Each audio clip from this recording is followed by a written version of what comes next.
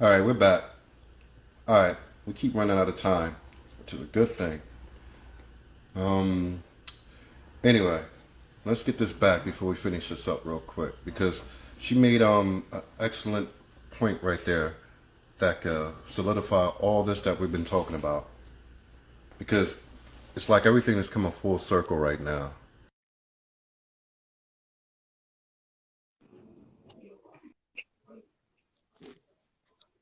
Okay. All right, Jenny, Yeah. repeat what you just said before we just end it. Okay. Of the pastors of advising them. Okay, I feel they do this because they know that they have influence over their females or their members in the church. So they know when they say this, people will listen and they will work towards what they said. So now you see why the men don't want to deal with these type of women. Now you see what I'm talking about.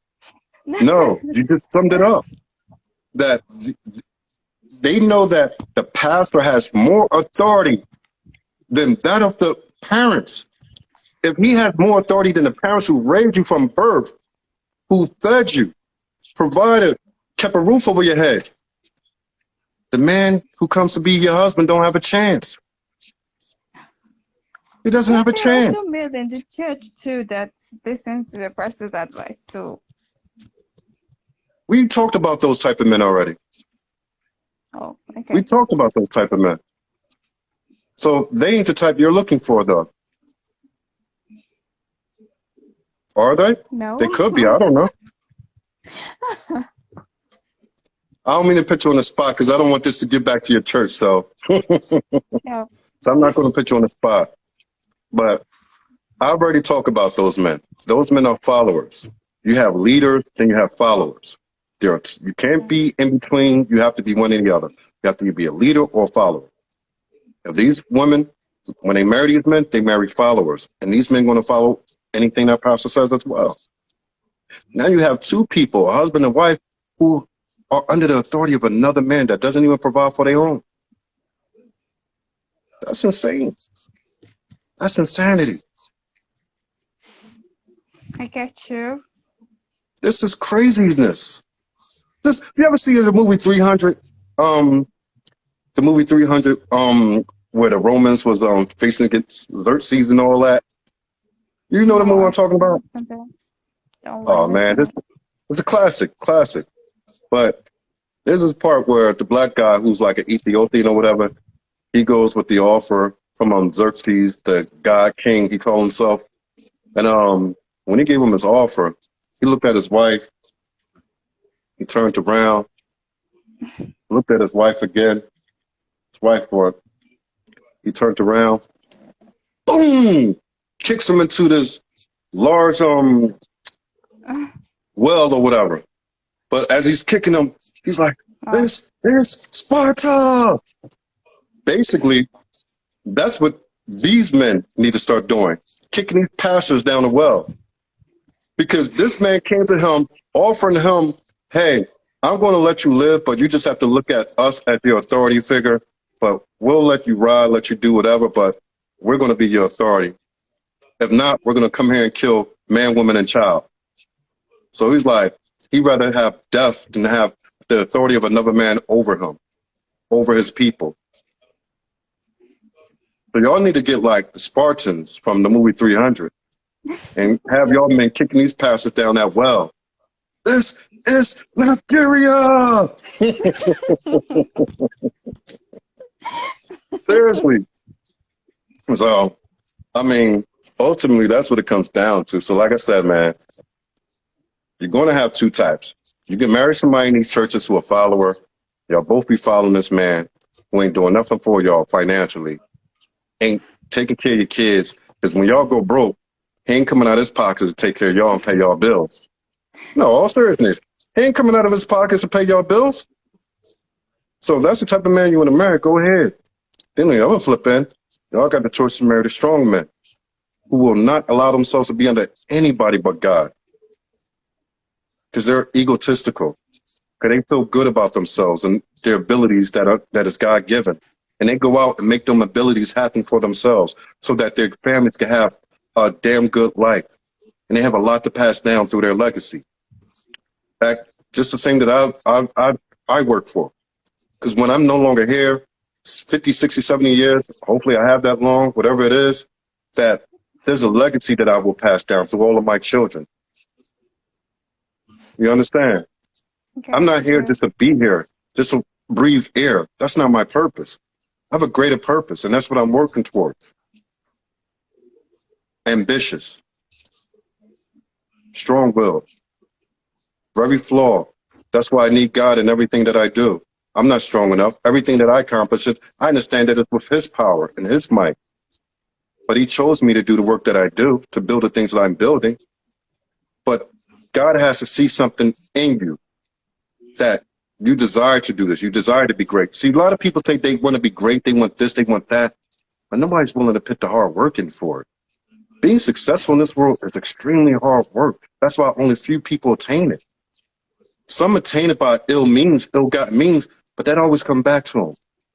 They normally die a horrible, miserable death. All that stuff always comes back to you. But there's those who actually work hard to get it.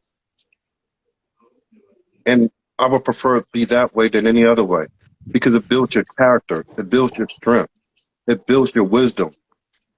And you can pass all that down to a whole new generation that you put here on this earth. That is a beautiful thing. But you don't get that from a man who's just a follower. You see what I mean? I do. So all in all, I'm always right. No, you're not always right. I know. No, anybody who says that, yeah, I already know, whatever. But I'm just joking. No, I know that I'm not always right. But that's why I got you here, to tell me when I'm wrong. All right? Okay. Well, All right, let's see. I think that's it for today. But go ahead. What you want to leave with? What you want to leave us with? okay. I still have not really a question, but to ask concerning the communion together to pray and outpour of grace. So if the men are out of the church and you have a personal relationship with God, no doubt, how would you then meet continuously to get the outpour of more grace? Stuff like when 2 or 3 are gathered in my name, you're there in my midst, there in your midst, and stuff like that. I'm gonna try to answer that. You asked me if you need things to happen for yourself or your family, whatever. How do you come together? I don't get it. You congregate. I think you misunderstood what I was saying. That I said that when the people will congregate with each other, they can only pray for that. That's not what I meant. What I meant is that in the scripture, that's what they were described as praying for in that particular chapter. So that was an example of what they did back then. But if y'all come together as a congregation and pray, yeah, but also you have to understand that it's not permitted. This is scripture. It's not permitted for a woman to pray over a man. Not a lot of y'all break that commandment, break that rule. So you have to understand that certain things that we do.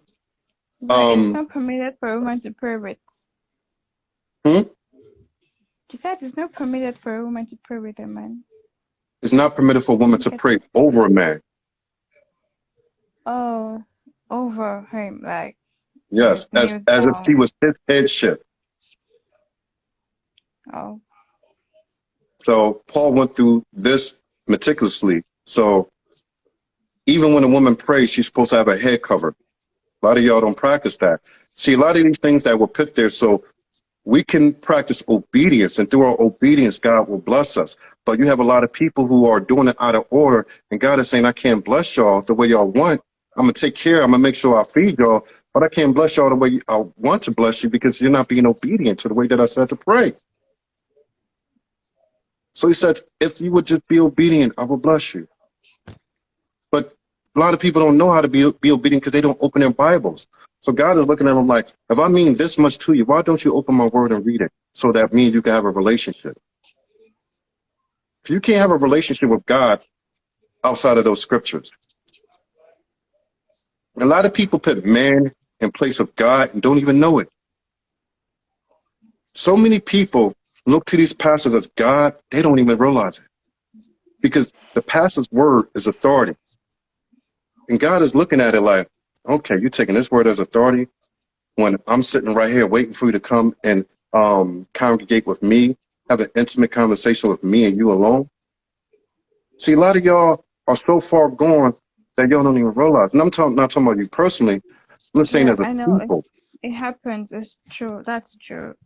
It And happens. outside of the scriptures, outside of reading the scriptures, you can't have a relationship with God. You could go to these men all day, all you want. God is not going to hear you. And Okay, some people say, well, so I got this. Because everything ain't about money. A lot of things is about the spirit within. Because you can have all the money in the world and still have uneasy spirit, like Saul and so many after that. That's why you see a lot of rich people commit suicide a lot. It's not about money. Those things come along with obedience and working hard for it. Everything comes down to the spirit within. When you have a silent, easy-going spirit that allows you to wake up in the morning and know that there's joy within and not always be stressed out, worrying about this, worrying about that. A lot of that stuff comes with an uneasy spirit. So it's not just financially I'm talking about. Like I said, that's going past okay, everything. so But what if cases where okay, we are humans and there are cases where issues come up and we feel we can handle it on our own, like we've prayed, and then we need advice. So the men that are out of the church now, who would they want to run to anybody to help them, like advice, or they will just stay on their own? How would they you pass that you stage? don't need a man doesn't need a man to be in the church to understand who to run to. He runs to those who he know has wisdom, who live life, who've been through a lot of things in life. God gave wisdom to a lot of different men. So this ain't got nothing to do with church. When I have problems, yeah, I might talk to my pastor, but I'm not in full agreement with a lot of things with my pastor, especially doctrinally. But I could prove the reason to him why I'm not for what he says. He could accept it or not. But I don't take doctrinal lessons from no man. I could take it from 10 different men and put it together and study it and research and see which one comes out. But as far as like doctrinal advice, I don't take that from any man. Advice that I do Okay, take from is life advice that can help me in my marriage, help me be a better man. I do take that advice from him. from your But pastor, right? yes, like I said, I don't go to church, but I consider him my pastor still. I talk to him when I need to still, but I don't physically put myself into a church. I'm not about that type of life. Okay. Yeah, like I said, I had a long journey. I'm actually doing a show coming up next week. I'm gonna give you the link to it. I think I was thinking about it, but I said, you know what? I'm gonna do this show.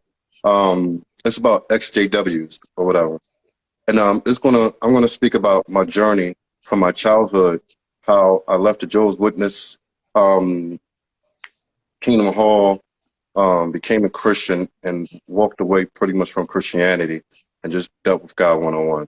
So all that through all of everything that it cost me, that journey of mine for the first time, I'm going to speak about in length. So I'll give you the link to check that out as soon as it's posted. They got, they're big time on the internet. So, I think I'm thankful that they reached back out to me and were interested in doing this interview with me. So like I said, we'll get through that. So you'll know more about why I feel the way that I feel about religion and, all this that I talk. So that discussion, which is going to be a long one, you'll get to know and understand why I am the way that I am today. Mm. So I posted on my YouTube too. I'm sure they'll give me permission. But let me know that I answer your question about the prayer or whatever, because you were saying something about congregate. You congregate, you do whatever. Oh, you said about the man going to another man with his problems. Some men could go to their More like fathers. advice. That's really why we have fathers too, as we become adults. Most men, Mm, if things were in order, the way they're supposed to work, a man would go to his father for advice when he needed concerning life matters, concerning his marriage or whatever. That's the way that it was intended to be. So it wasn't never intended for a man to run to his pastor. The pastor was only to lead the flock in the direction of spreading the word, spreading the gospel. That's what the pastor was meant for. To direct the flock and how to spread the gospel throughout all other people on the earth. They were never yeah, meant to be there to be involved in what goes on in your household and all that other type stuff. That's where your I think parents are that's supposed to come in at. because people tend to see them also as a father figure. So if somebody's father is not alive, you run to I okay, see my aside your pastor's a father uncles. figure. My pastor's a father figure to me, but Mm-hmm. I set boundaries with everybody. There are boundaries, and he understands that I have boundaries. He know what he Yeah, I can think advise. He that know is what a he can. personal Huh? decision then. I think that's a personal decision then because some people don't set boundaries. They just tell Well, anything to their pastors an like actual that. real man will always set boundaries for people, so they know not to cross them. Gotcha, because most people would Women, say in their marriage there shouldn't be any third party, not even your pastor. Yeah. no, not even. That's why men have to be leaders. And that's why I say it's very important to choose a man. This goes for all the ladies that's listening to this. It's very important to choose a man who's a great leader, who you see leadership skills in him. And I'm not talking about Yeah, true. these people who are in these churches doing these church duties or nothing like that. I'm not talking about none of that. I'm talking about you see him in his daily activity, his daily life. You see that he's respected as a leader. People see him that way, that you can see something in him. Yeah. That's why I say it's very important to choose the right individual. And when you pick a man based off just looks or whatever, and he's not a leader, the thing is going to fall apart. True. Very Men true. who can lead are able to hold homes together because they know how to handle pressure. I've been dealing with pressure all my life, and I got damn good at it. That's why I can lead my house. I can live the way that I live and know that my house is still intact. My wife is still going to be there. My children are still going to be provided for. They still going to look up to daddy as somebody that they even want to be, or on my daughter's side, someone that they want to marry. That's the type of example I set for everybody under my household. Because I have to learn how to be a leader. I've been on my own since I was 15 years old. Lived on my own, all that since I was 15 years old. So I didn't learn all that I learned from many parents. I learned this through a lot of hardships in life. Having to be on my own. Having to go through so much. But I'm glad I did. Because now I could turn around and make other men leaders. See, life would do one or two things. It would strengthen you or it will break you. The strong ones get stronger, the weak ones get broken. That's just how it is. Not every man is built with the same spirit. It's sad, Yeah. but it's that way. Can't change it. So yes, like I said, for this episode, I believe what I said, that the churches are keeping these women single by design. And like I said, we're not going to say 100% of anybody. You can never say 100% Yeah. of anybody. I'm saying in general, the population, the larger population of them, this is what they do. And we discussed, like I said, so I'm going to ask you, Yeah. when the At question is least you brought to guess at least you've adjusted to most percent, not all. like I said, Yeah. nothing is no all. There's no all everything. The only thing I can say that all people living will die. And I don't even know if that's true. So, Yeah. so I can't say all of anything. But I'm talking about the Yeah. large majority. I'm always speaking about the majority. Because when something is a majority, that's what you have to attack. You get me? True. Yeah, I do. So we in agreement now? Yeah. Not 100%, but yeah. So you borderline. I'm gonna let you stay on the border until we come back around to this. Yeah. All right, but it was definitely a great discussion, man. Have fun. Yeah, true. Definitely, like I said, keep doing this every week. We'll get back to the new thing tomorrow. Have no idea what it's going to be. I'll figure it out though. But oh yeah, next week I got men coming on. Oh, we're gonna have the females on too, but next week we're gonna have men's week. Got a couple nice surprises for a lot of brothers coming on next week. So Wow. we're gonna have some more fun. So I really gotta have a good subject next week. Okay. Okay. All right. All right. Okay. It's been Thank fun. you. All right. Go have some fun. Okay. I don't even know what time it is there. I bet It's you'll be not in church tomorrow, fun. right? You're gonna be in church tomorrow too, right? Yeah. Yes, sir. See, she ain't learned nothing, y'all. She ain't learned nothing. She sat here all the time, ain't learned nothing. Say, no, I'm just messing with you. I'm just messing with you. Go ahead. I'm just messing with you. That's all. All right, Jenny. We'll see you again Bye. next week. All right. Okay. Thank you All right. for Take care. having me. Bye. Bye.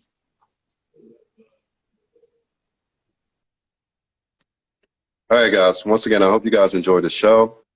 That puts an end to the theme of this week. We only got 3 episodes in, but hey, no worry. We're definitely going to bring this subject back around. We got to get to men's week next week. So let's get that out the way, and the sooner the better. And we'll come back to this soon at some point, because this is definitely a good subject to remain on. Like I said, we got to change it up every single week. All right. Like I said, y'all guys here on Instagram, continue to follow, tell a friend, tell a family member, say, hey, this is a great new show on. And it's helping Blacks and Africans come together and intermarry to build a more beautiful us, a more beautiful people where, us, all Africans can have dual citizenships, all Americans, Black Americans can have dual citizenships to countries in Africa, and vice versa. We're going to work together. We're going to build together. So that's what this is all about at the end of the day. But like I said, family, tell a friend, tell a family member, tell anybody, tell your schoolmate, tell your teacher, your professor for that matter. Tell them to check it out. And definitely want to see you here again. We'll be back Monday, God willing. Tomorrow, like I said, look for the posts here on Instagram, YouTube, and Facebook for next week theme, so you guys could chime in. And with that said, go follow us on YouTube and Stephen Dalo Lyles on Facebook. Hope you guys had a good time. Hope you enjoyed the show. I love seeing you guys here. I love you being here. You're always welcome to be here. You're always welcome to join the show also. So as long as we stay on subject, we're going to be good. All right, guys, I got to get out of here. Got a lot to do today.